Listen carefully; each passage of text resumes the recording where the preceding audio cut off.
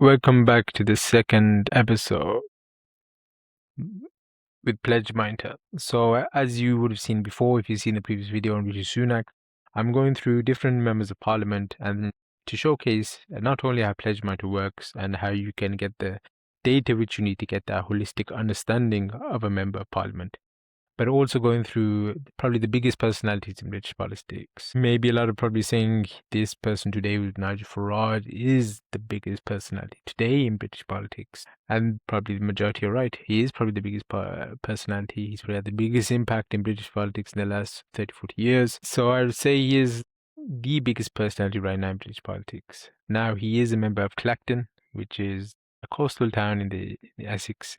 Now, Clacton is a traditional seaside town. Its economy is built around tourism, small businesses, seasonal work, and like many coastal areas, it has different challenges. So it faces challenges like lower average wages, aging population pressures, and healthcare demands. Now, the one thing about Clacton, which is very interesting, and a lot of people may have forgotten this, politics is one of those things where people forget a lot of the things that have happened. Now, one of the most interesting things about Clacton, and a lot of people will remember this, is that Clacton in 2014 played a major role.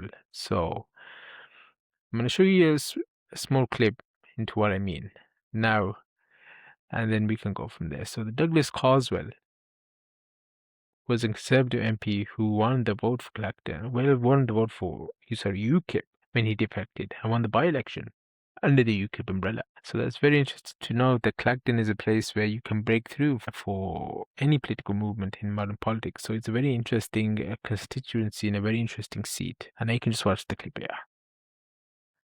Young Timothy John, Labour Party, 6,364. So Douglas Carswell, that is the first UKIP MP to be elected at a general election. He, of course, has defeated himself. He won it as a Conservative in 2010. But look at that. His majority is down to just over 3,000. So as you saw, Douglas Carswell in 2014 winning the by-election and the UKIP umbrella. So it's known that Clacton is a very interesting seat, as I stated.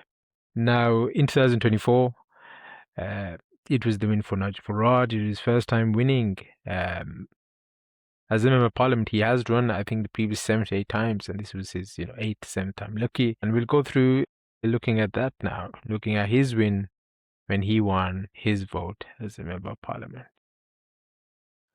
To declare the results of the Clacton constituency Member of Parliament. I, Ian Davison, being the acting returning officer, Ben Sillam Matthew, Liberal Democrat. 1,820. The number of ballot papers... Well, in a matter of moments, two big headlines there for you tonight. Nigel Farage, at the time of asking, becomes an MP representing Clacton in Essex as the leader of the Reform UK party, just moments after Jeremy Corbyn beat Keir Starmer's Labour in Islington.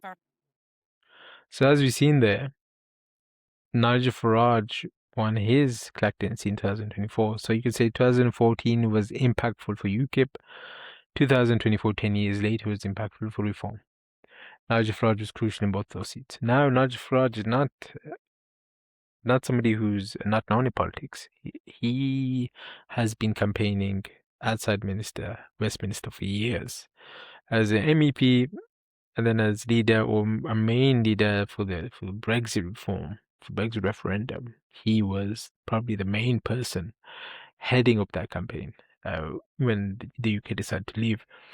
Also, it is to note that that was his 8th time of asking. So I thought 7th, but 8 times he tried to be Member of Parliament, and that was his 8th time of asking. Now, one of the things about PledgeMonitor, and one of the things which the purpose of this is, a lot of the times people get bored by personalities. And Parliament, you do need to be a strong personality to lead people, but you have to know the personality and the data. And I think what I'm doing with PledgeMonitor is allows people to view that data, to view that information, and to make informed opinions on those personalities. Now, Nigel Farage is one of the biggest personalities in Parliament. He has one of the biggest followings. He has a new party called Reform. He's making grounds within the polls, etc. So it's crucial that his voters look into what he stands for, what he says in Parliament, what he does, especially those in Clacton, and what he does for the constituency. Now, one thing about, if you look in the voting record, which I thought is very interesting, was his speeches on the two-child cap. Now, the two-child cap, Nigel Farage is against it, and I want you to listen as to the reasons why he's against it. So it's not surprising if you go through the votes to find out that he has voted against it. But I think finding out why he voted against it is important also. Benefit being removed, being given out to an unlimited number of children. Now, Rachel Reeves, you know the one, our Chancellor, the one that lied about her CV and is utterly useless and leaving the economy over a cliff, chooses to use racial slurs against us. But here are the facts. 50% of those overs. Now, maybe you think that's fair and reasonable. Maybe you don't. But with us, you get the facts, you get them straight. And frankly, we must stand up and fight back. All this government can do is throw abuse, never tell you the truth. So as you've seen there, the reasons for Nigel Farage voting against the two-child benefit cap. So we have to look at Nigel Farage himself. His record, there's more no's than ayes or yeses, which is expected because he's in opposition. He doesn't believe in a lot of the things which the Labour Party are doing currently. Also, a lot of these votes, of course, are readings, second readings, which he never agreed with. So, of course, he won't agree with again. So another, I think, polarizing vote, which I think people have to look into, is he's the leader of Reform and his co-leader or deputy leader, Richard Tice. Now, when it came to assisted dying, if you look into the votes and you can query the bot here, you can share his card on social media, or you can compare politicians. And I would say to people who are using the website, compare Richard Tice's votes to Nigel Farage's. You may see a lot of commonality, but you see some differences.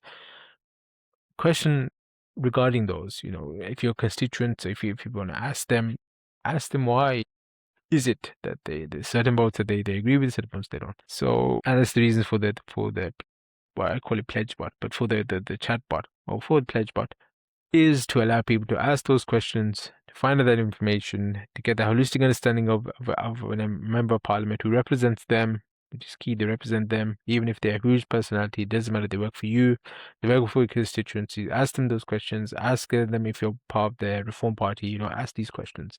Now, one of the things which he did vote against was the assisted dying, and I think it's good to look into why he voted against it. So we look into this clip here where he discusses why he voted against assisted dying. This month, how are you going to vote on that? I would need a lot of commitment. I really would. I look at the way assisted dying is taking place in Canada, and frankly, it gives me the shivers. Look, I know as an MEP, I was lobbied on that issue more than any other during my 20 years there. So I completely understand why people want this to be law, but I need a lot of convincing that it won't be abused. And unless that happens, I'll vote against. Assisted dying bill, that's good. So they got assisted but dying, voted against it, stated it was lobbied years ago as an MP regarding the issue. And those are his reasons he voted against. Richard Tice may have his different reasons for maybe supporting it, but I think this is the reason for PledgeMonitor. You have to look at what they say, what they do, etc. Now, looking into his financial issue or financial interest, he got employment earnings. Of course, he's done a lot of payments from 27,000 here on 7th of March, which is most recently. He received 27,000. Not sure what for, but it's for some sort of employment earnings. Now he does have, Direction Reform Party. He has membership at the 5 Hertford Street. We'll look into what the Hertford Street is, who the members are, etc. Farage Media's own company, of course, MVP, for lifetime access to the European Parliament. So he still has lifetime access to the European Parliament. International visits, of course, Davos, and then of course United States, which he does seem to spend a lot of his time. There's of course his own company shares, which are shares in Reform Party, which is something which is interesting to people to note, is that the UK or the Reform Party is a limited company. Now they may have changed, but to my knowledge, it's still a limited company. Now members or former members like Ben Habib have been opposed to this and stated that it's more of a dictatorship than a democracy because they are not allowed to vote for their leader. Now, Ben Habib was opposed to that, where they stated that being a limited company, they have to be organized. They should be organized in a way that they can vote. Every member has a right to vote for their leader, etc. And it shouldn't be a limited company. It should be, divested partnerships, etc. Something to do with political parties. Now that's something interesting. Look at the property he has. It doesn't have 4 properties, it has 2. These 2 in one in Tanbridge, one in Folkestone. This has to be updated. And then he got £2,000 from Derek Chisora, which is interesting. Then you have agreements, and you have helping a hero, gifts and benefits, £5,000 from. Helping a hero, £5,000 from helping a hero. They gave them, or they took it from, or they gave it to him, and that's £5,000 as a gift and benefits.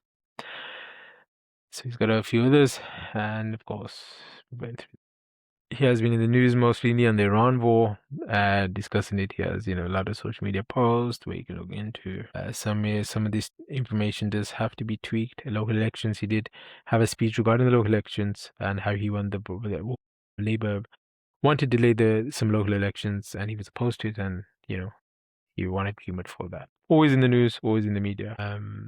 So yeah, that's Nigel Farage, and I think I don't have to say much about Nigel Farage. He says a lot about himself on social media and different platforms, but I think this is more for people to understand that big personalities, there'll always be big personalities in politics. Let's look at the data, let's look at what they do, what they say, act. Are they acting in the interest of the members of the constituency, for the party they lead?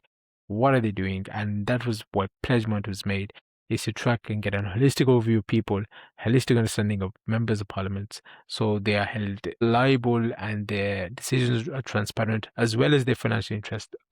Apologies. As well as their financial interest. Everything's tracked, everything's transparent. Everybody can see, everybody can question them, and they can be held to account. And as I said, they work for you. And, this episode we dealt with Nigel Farage. And as I said, this is...